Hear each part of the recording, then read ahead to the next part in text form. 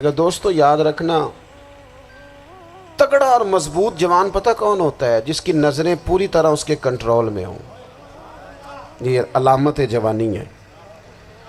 جس آدمی کا پوری طرح، دو لوگ دنیا میں کبھی کوئی کارنامہ سر انجام نہیں دے سکتے، ایک جو حرام کھاتا ہو، ایک جس کی نظر ناپاک ہو۔ محمد بن قاسم جب یہاں آئے تھے نا، تو ایک دن بڑے پریشان تھے، تو ایک بزرگ کہنے لگے آپ کیوں پریشان ہیں؟ کہنے لگے راجہ دہر سے مقابلہ ہے اور ہماری فوج تو سندھ کے رستے بھی نہیں جانتی، زبان بھی نہیں جانتی، لڑیں گے کیسے؟ 2-4 دن کے بعد ان بزرگوں کی دوبارہ محمد بن قاسم سے ملاقات ہوئی تو بڑے خوش تھے۔ کہا اب آپ کیوں خوش ہیں؟ کہنے لگے وہ میرا مقابلہ نہیں کر سکتا، میں نے تحقیق کر لی ہے۔ کہا کیوں؟ کہنے لگے نظر کا گندہ ہے، اور جو نظر کے گندے ہوتے ہیں وہ میدانوں میں ٹھہرا نہیں کرتے۔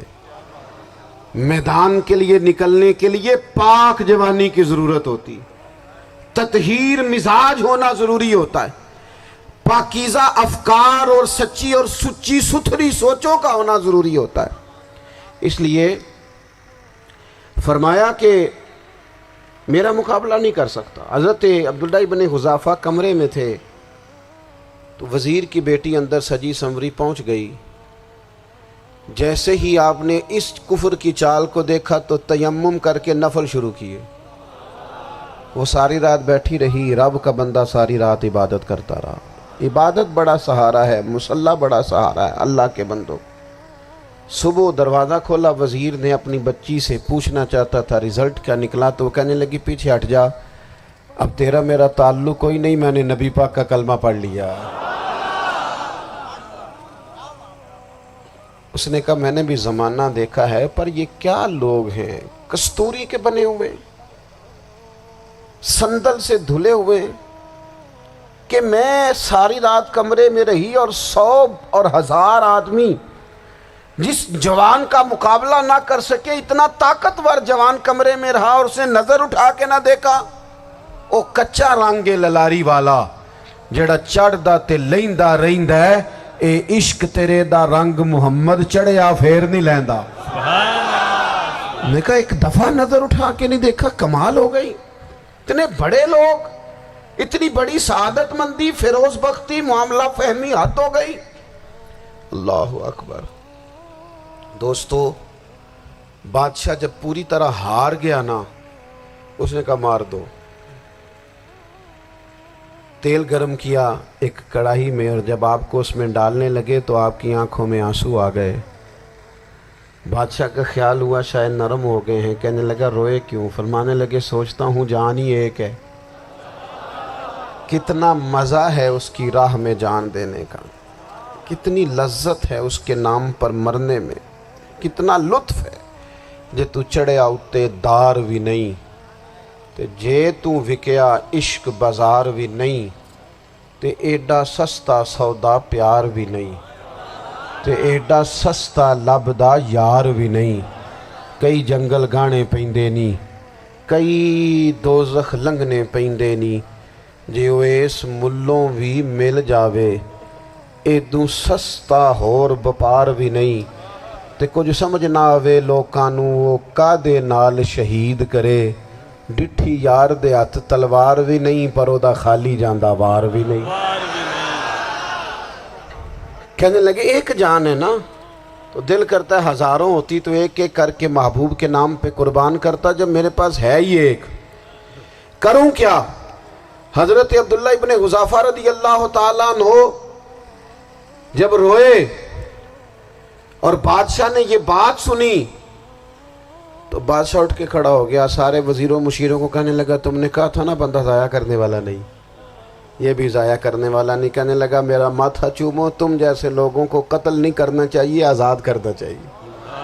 عزیز اپنی زندگی سے نا یہ بہت زیادہ ہرس، ہوس، طمع، اور یہ کسی بات کی بھی ہو، ہرس صرف پیسوں کی نہیں ہوتی، شہرت کی بھی ہوتی ہے،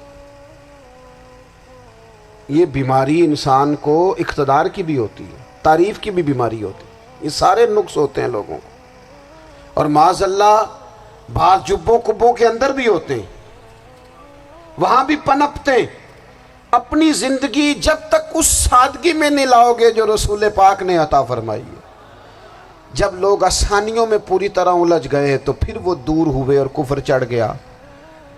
دوسری بات، اللہ کے محبوب صلی اللہ تعالی علیہ وسلم کی محبت ہم سے تقاضا کرتی ہے کہ ہم اس مشن کے لیے کام کریں جس مشن کے لیے رسول پاک نے کام فرمایا ہے۔ ہم سارے کام بڑے مضبوطی سے، سوچ سمجھ کے، تدبر سے، حکمت سے، تقاضوں کو مد نظر رکھتے ہوئے کرتے ہیں سارے کام۔ دین کے کام میں ہمارا مزاج نہیں ہوتا، او ہو جائے گا جی، آپ بسم اللہ پڑھیں جی، شروع کریں جی۔ آپ تقاضوں کو سمجھیں، چیزوں کو دبائیں نہیں، چیزوں پر غور کریں۔ کسی کے ذہن کی سطح پر سوال ابھرتا ہے، اس کا تسلی بخش جواب دیں۔ اپنی زندگی میں دین کے کام کے لیے اپنے آپ کو وقف کریں، اور دین کے کام کے بہت سارے پہلو ہیں۔ ہزاروں لوگوں کو قرآن پاک ٹھیک پڑھنا نہیں آتا، ہزارہا لوگ ہیں جو قرآن مجید کے مطالب سے آگاہ نہیں ہیں، دین کی بنیادی ضروریات سے لوگ نابلد ہیں۔ میں آپ کو کس طرح یہ بات سمجھاؤں کہ ہزاروں کی تعداد میں طلاقیں اس لیے ہوتی ہیں کہ مردوں کو طلاق کے مسئلے نہیں آتے، انہیں پتہ نہیں ہے کہ مجھے حقوق زوجین کے معاملے میں کیسے چلنا۔ ڈھیر سارے گھروں میں تباہی اس لیے ہے کہ تربیت اولاد کا دینی منہج ہمیں نہیں پتا۔ اپنا حصہ ملائیں دین کے کام میں۔ ایک آدمی کو اگر تو نمازی کرنے میں کامیاب ہو گیا، تیری زندگی بدل گئی۔ وہ دین بیزار لوگ جو ہمارے بیچ بیٹھ کے ہماری نوجوان نسل کو پگڑی اور داڑھی کا نام لے کے بنیادی طور پر دین سے دور کرتے، ایسے نوجوانوں کو دین کا پیغام محبت دے کر دین کے قریب کرنا ہماری ڈیوٹیوں کا حصہ ہے۔ ہمیں ذمہ داری کا احساس کرنا پڑے گا، ہمیں یہ خاص قدم اٹھانا پڑے گا، توجہ دینی پڑے گی۔ مساجد، مدارس، میں آپ سے عرض کروں، اتنی ڈٹ کے مخالفت ہوتی ہے نا مدرسوں کی، اتنی ڈٹ کے۔ میں ادارہ چلاتا ہوں، اس کے چلانے میں جو مشکلات ہیں وہ تو ہم بتا نہیں سکتے آپ کو، اس لیے کہ میری قوم، میرا اس قوم سے تعلق ہے جو نعت خواں امیر کرنا چاہتی ہے، مدرسے نہیں۔ ہاں، نقیب خطیب پیدا کرنا چاہتی ہے، شعر و شاعری کی زندگی کو پروان چڑھانا چاہتی ہے۔ فقط ہمارا ان لوگوں سے تعلق ہے جو لاکھوں کروڑوں روپیہ محافل پہ لگائیں گے، اور قاری صاحب بیچارے اگر مسجد کا کوئی ہونے والا کام کسی وقت بتا دیں گے تو وہ بڑی مشکل آ جائے گی ان کے لیے۔